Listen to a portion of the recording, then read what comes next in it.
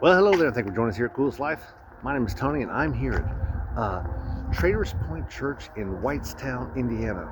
Now, Whitestown, Indiana is a suburb of Indianapolis. This is northwest, yes, northwest Indianapolis. I'm walking this way away from the church. One, so you get a better view, but two, they got music playing outside. I don't find that at a lot of different churches that play music outside. It makes for terrible video, I assure you. But to come along with this, I want to talk to you a little about this church and show you the inside of this church, a little bit about the music, a little bit about the message, and whatever's going on in this church. And I hope, maybe, just maybe, that if you go to a regular church and you see this video, maybe you see something in this church that you can implement in your own church and help you make your church even better than it is already.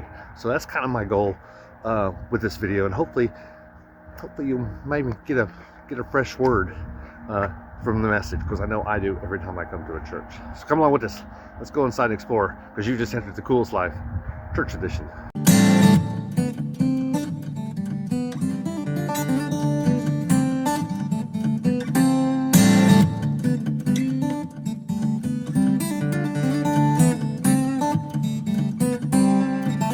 I just came here in the main doors, and I see that they've got a birth and kindergarten. In fact, that's for those younger kids, and they've got the sound system going on here, so you can listen to them.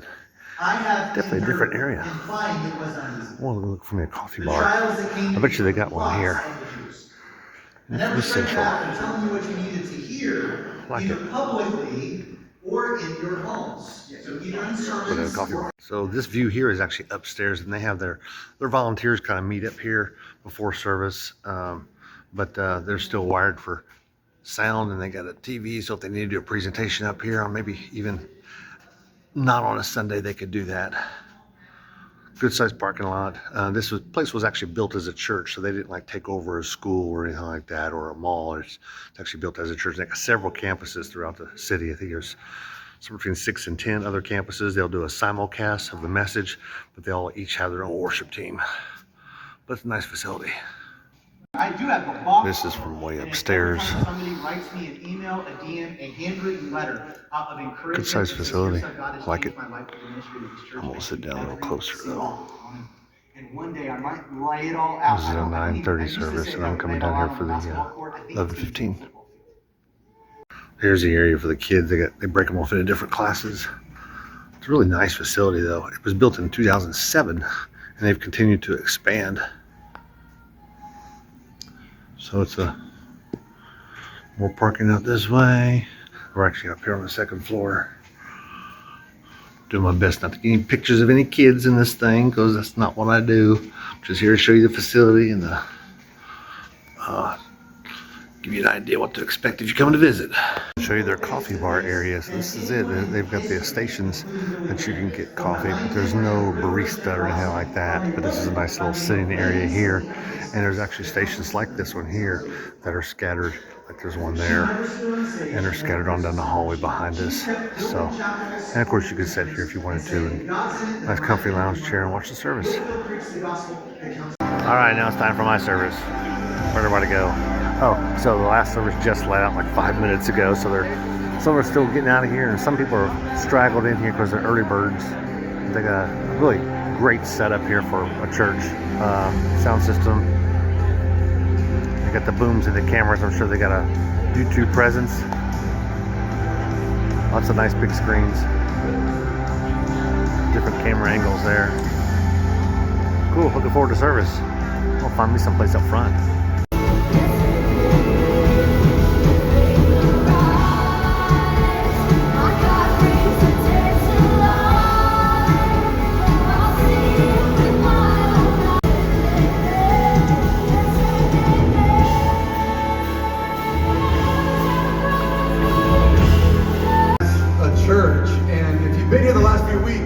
You've heard us share some stories about God has been awakening people in our church. And what we're going to do today, right in this moment, is we're going to look back and we're going to celebrate all that God has been doing these past 2 years and what He's done in us individually. Your power has no end. The things you've done before. Talks a lot about giving God your first and your best. and there were areas of our lives that we knew that we weren't doing that. There was a discrepancy between like what we were doing and what we were saying. So for us, it was one of those things where we're like, okay, God, like we trust you. We trust what you're doing in and through us and in and through our church. My view on generosity has completely shifted. Previously, the journey, like God, help me get rid of that. Like I want to give you control, and I believe it's because of the yes of the awakening and saying God used us that He was allowed that to happen. We're definitely trying to better disciple our children. The time is now, and I spent so much of my life living in the world and it never served me. But to be in this space now, I feel so much gratitude. It has just changed everything for us, and we'll never be the same because of it, but we don't ever want to go back to our old selves. In the church. And God was making a statement from the very beginning that as Christ followers, we should be set apart, not perfection, but being perfected. And we do that by walking in authenticity and in truth. And this is like a heavy weight to carry, super sobering, but can I just tell you the good news on this? Is that God receives you just as you are, just as long as you present yourself as you are. That's called confession and repentance. All because God told Paul no. God's no always leads to a better yes. Acts 18, ministry catches up with Paul. He's human after all. He gets really, really discouraged. He's been beaten down and rejected and misunderstood and thrown out of town, and he's worn out. And God, all on the field, man. I didn't withhold anything. I was faithful till the end. I knew that saying that one thing in that sermon that one day was going to get me canceled, but I said it anyway. I didn't shrink back. I declared what God wanted you to know. I knew it wouldn't be a very popular message with you, but it was the truth. And guys, can I just tell you that one day when I retire, whenever that is, and I'm hoping that I got like another 15, 20 years with y'all if you guys keep me around. But I think I've already decided that in my retirement sermon, it's going to be this passage. That I'm like standing up and be like, hey guys, I didn't do it perfectly, and I wasn't the perfect pastor, and I made mistakes, and we're not the perfect church, but you know what? I left it all on the field. I emptied the cup. I gave everything that I had. Man, there is and we have messed stuff up, and we always have been because we're fallen human beings. And yet Jesus called it his bride. That doesn't mean that the way we live our lives, our authenticity, our integrity, the conduct of our leaders is any less important. It's more important. It just means that we shouldn't trash on the church because Jesus called it his bride. And Paul is saying if Jesus poured out his blood for the church, then we should pour our life into it. Amen. Now, that doesn't. Some of us, though, have the other problem. It's just an apron. And we're not feeding, and we're just serving, and we have no nutrients, and we're spiritually anemic, and that will lead to a type of burnout or deconstruction. Maybe some of you kind of grew up as a preacher's kid, and that's exactly what happened. The church just used up your family. By the way, do you know that pastors receive maybe more church hurt than anybody? And their kids and their families. We're simply this. We recognize that this is Christ's body, and it's imperfect. But it's the primary means by which he does his work on earth. And if Jesus died for the church, we should be deeply committed to it, even though it is not perfect, which is why Jesus had to die for it. Father just sold cloth, that's it, but he did very well at it. And he said to Tyndall, hey, you do what only you can do, and I'll do what God has blessed me to do. And Monmouth fed him, housed him, financed the printing of the Bibles, used his business routes to smuggle Bibles back into England. So Tyndall lit the match, Monmouth brought the fuel.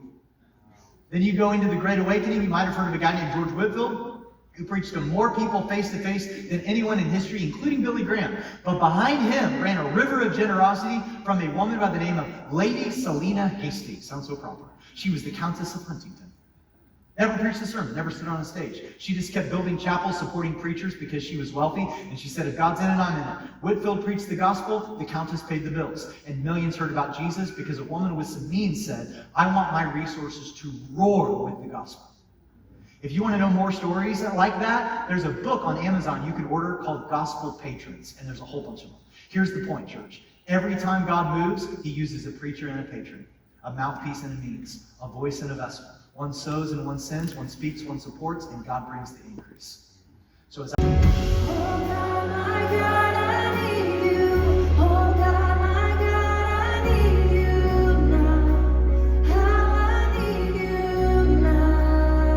Well, I hope you enjoyed that service as much as I did.